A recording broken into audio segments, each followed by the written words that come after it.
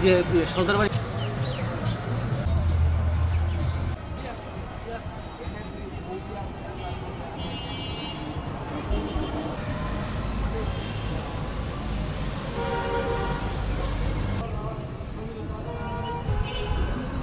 তো এটার পুরোটা আমি ভেতরে যাচ্ছি এবং আপনাদেরকে দেখানোর চেষ্টা করবো। জাস্ট সামনে থেকে একটু দেখেন, এই পাশটা থেকে।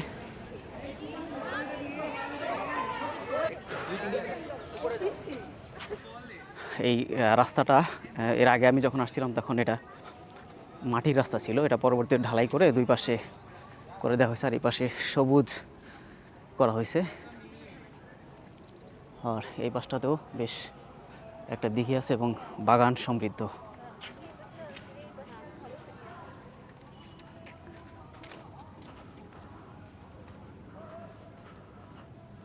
সামনেই হচ্ছে যেই লাল বিল্ডিংটা দেখতে পাচ্ছেন, এটা হলো জাদুঘর। অনেক সুন্দর সুন্দর ফুলের গাছ এবং বাগান করা হয়েছে, যেটা আর কি এটা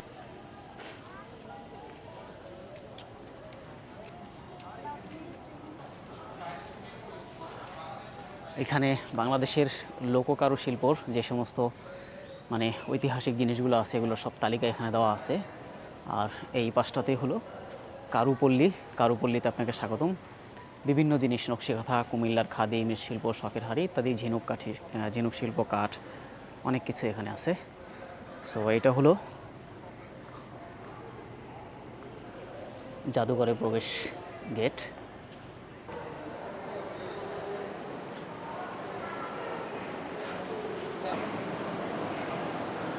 ঐতিহাসিক যেই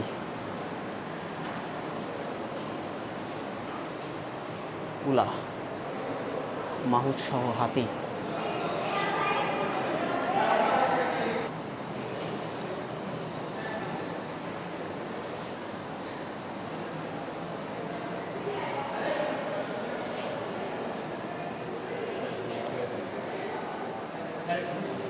মানে প্রাচীনকালের অনেক কিছু এখানে আসলে দেখা যাবে। পৌরাণিক কাহিনী, নকশি দরজার অংশবিশেষ।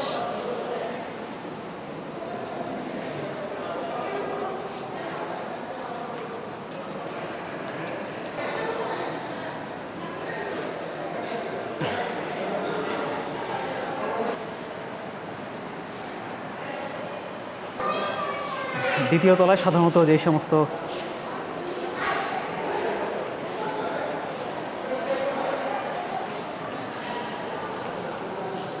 মৃৎশিল্প, ফলে মানুষ বেশি হইলেও এখানে খুব বেশি একটা এখন কষ্ট হবে না আর কি। আপনি পুরোটা খুব আরামে ঘুরে দেখতে পারবেন। একটা সময় ছিল যে সময় এসির ব্যবহার ছিল না, ওই সময়টাতে মানে লোকজন বেশি হলে একটু গাদাগাদি বা একটু পরিবেশটা হিজিবিজি লাগতো, বাট এখন আর ওই পরিবেশটা নাই।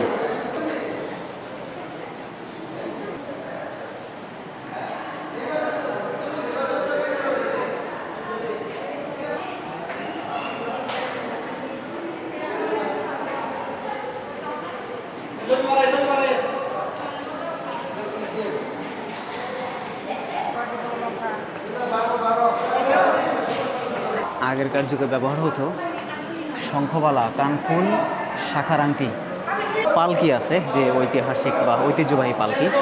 পালকিগুলোর ব্যবহার এখন আর দেখা যায় না।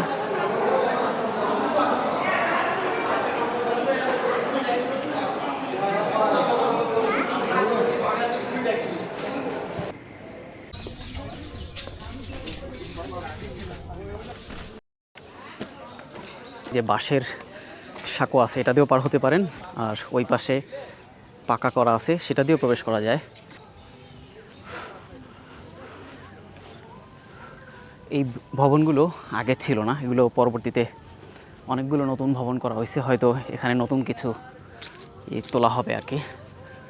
আর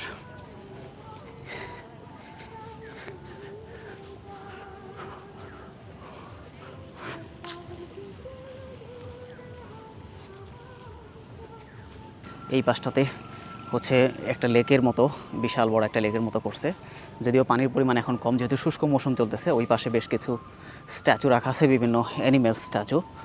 আর এই পাশে একটা মানে নাগরদোলা আছে, যেটা এখন বন্ধ, বাট আপনারা যদি বিকেলের দিকে বা দুপুরের পরে আসেন ওই সময়টাতে এগুলো খোলা থাকবে। ফাস্ট ফুডের অনেক দোকান আছে, অর্থাৎ আমি যেহেতু একটু সকালে প্রবেশ করেছি তো এই টাইমটাতে একটু নিরিবিলি আছে, লোকজনের পরিমাণ কম। আর যেহেতু আজকে শনিবারেও একটু মানুষের সংখ্যা কম থাকে। শুক্রবার বা অন্যান্য যে সমস্ত মানে ফুল ভ্যাকেশন বা ছুটির দিন থাকে ওই সময়গুলোতে একটু লোকজনের পরিমাণ বেশি হয়। দুই পাশেই সবুজ কালারের যে বাঁশের সুন্দর ডিজাইন করা, বেশ দারুণ। এছাড়াও রয়েছে কাঠ, বাঁশ, বেত ও মাটির তৈরি বিভিন্ন কুটিরশিল্পের পণ্য সামগ্রী। সম্মানিত দর্শনার্থীবৃন্দ, তাই এখনই আমাদের কারুপল্লীতে চলে আসুন এবং দেশীয় পণ্য ক্রয় করুন এবং ধন্য। কারুশিল্পের এই এলাকাতে ঢুকলেই আপনি বিভিন্ন যে সমস্ত হাতের ডিজাইন করা অনেক জিনিসপত্র এখানে পাওয়া যায়। বাচ্চাদের খেলনা থেকে শুরু করে সব ধরনের যে সমস্ত কারুশিল্প আছে ওইগুলোরই এখানে সব পাওয়া যায়, এগুলো বিক্রি করা হয়। তো এখন সকাল টাইম হওয়াতে হালকা কিছু দোকান খোলা আছে, বাট সব দোকান এখনও পরিপূর্ণভাবে খুলে নাই। এই পাশের দোকানগুলো দেখেন যে এখনও বন্ধ আছে, আর ওই পাশেও বেশ কিছু দোকান আছে, ওগুলোও বন্ধ। তো বিকেল হলে বা দুপুরের পরে এই দোকানগুলো বেশ জমজমাট হয়, আর শুক্রবারে বিশেষ করে খুব বেশি জমজমাট থাকে।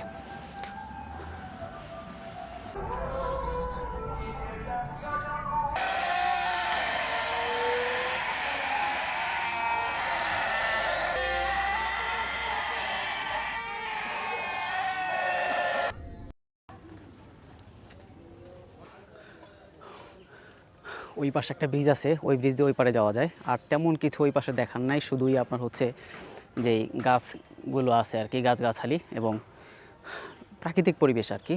কেউ একটু হাঁটতে চায় তাহলে ওই পাশে কেউ গিয়ে ওই পাশটা হেঁটে ওই গাছের নিচে দিয়ে হাঁটতে হাঁটতে আবার এদিক থেকে ব্যাক করে চলে আসতে পারে। তো আমি এখন এই পাশ থেকে বের হয়ে একটু সামনের দিকে যাব, এবং যেটা আরেকটা আকর্ষণ রয়ে গেছে সেটা হলো যে সর্দার বাড়িতেও একটু প্রবেশ করে ওইটার ভেতরের যে পরিবেশ আছে ওইটা আপনাদেরকে একটু দেখানোর চেষ্টা করব। সিঁড়ি আছে, যেটা ওই পাশ থেকেও আমরা দেখেছি। এই পাশেও একটা সিঁড়ি আছে, যেটা হলো পেছনের সাইডটা এটা। তো দুই পাশ থেকেই আসলে জমিদারদের যেই একটা স্বভাব ছিল যে তারা মানে চতুর্পাশ থেকেই তাদের বের হওয়ার যেই মানে এক্সিট পথগুলো তারা খুব সুন্দরভাবে করতো আর কি।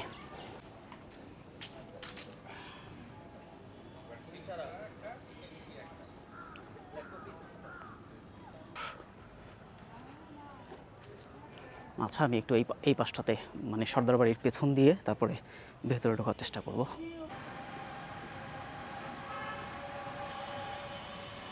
এটা হচ্ছে সর্দার বাড়ির ঠিক পেছনের পাশ।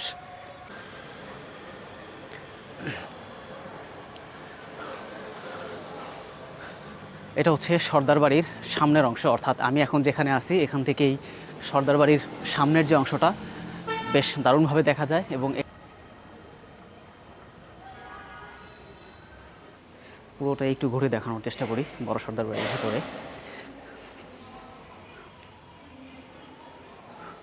আচ্ছা, এখানে একটা মনিটর দেখা যাচ্ছে, আর এই পাশে কিছু বেঞ্চ।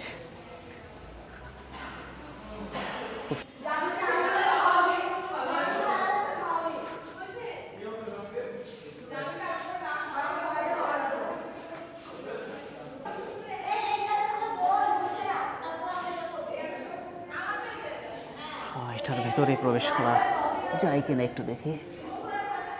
আচ্ছা, ব্যবহৃত যেই তখনকার সময়ের কাঠের ব্যবহৃত জিনিসপত্রগুলো সেগুলোই এখানে খুব যত্নে রাখা হয়েছে।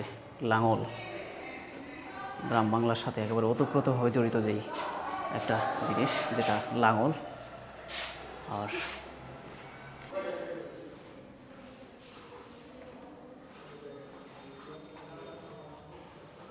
মাটির ব্যবহৃত যে জিনিসগুলো আছে যেমন কলস, তারপরে হচ্ছে মাটির পাত্র, বাটি।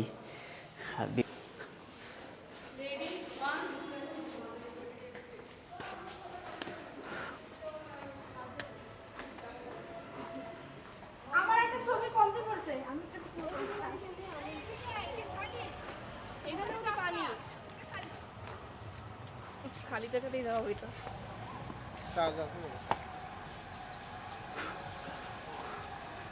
এই হচ্ছে মানে সর্দার বাড়ির সামনের যে দিঘির পাশটা, আর এই পাশেও এদিক থেকেও বের হয়ে যাওয়ার রাস্তা আছে, আর ওই পাশ থেকেও বের হয়ে যেতে পারবে। সো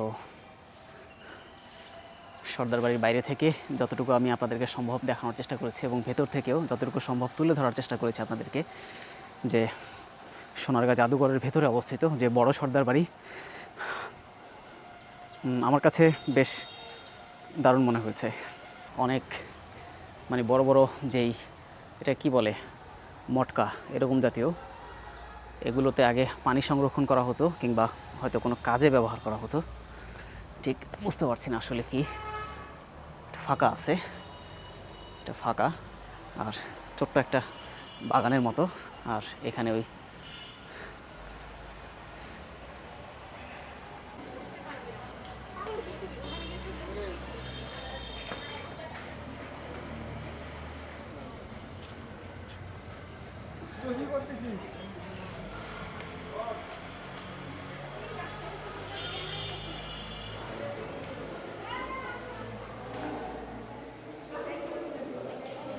পাওয়া যায় না, এখানে একটা দরজা।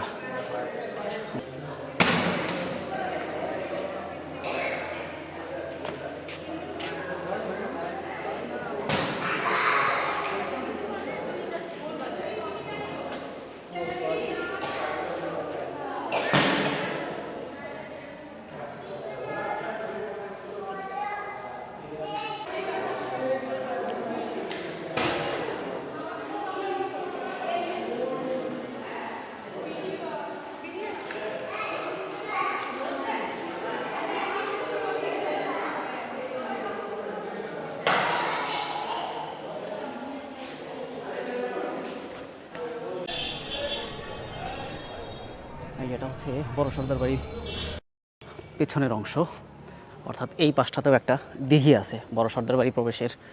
আপনি যখন ঢুকবেন, ঢোকার পরে হাতের ডান পাশে এটা হচ্ছে পেছনের অংশ, আর ঠিক এই পাশটাতেও বেশ বড় একটা দিঘি আছে।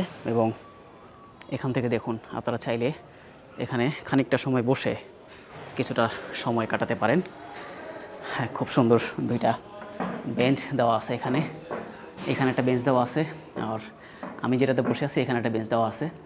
তো বড় সর্দার বাড়ির ঠিক পেছনেই এখানে বসার জায়গা আছে, আপনারা চাইলে কেউ বসতে পারেন, নিরিবিলি বসে এখানে কিছুটা সময় পার করতে পারেন। আর সামনে দিঘি আছে এবং ঘাট আছে, যেটা তখনকার সময় তারা ব্যবহার করতেন। এই পাশে একটা ঘাট দেখা যাচ্ছে, এবং এই দিঘিটার মধ্যে একটা, দুইটা, তিনটা ঘাট এখানে দেখা যাচ্ছে। আর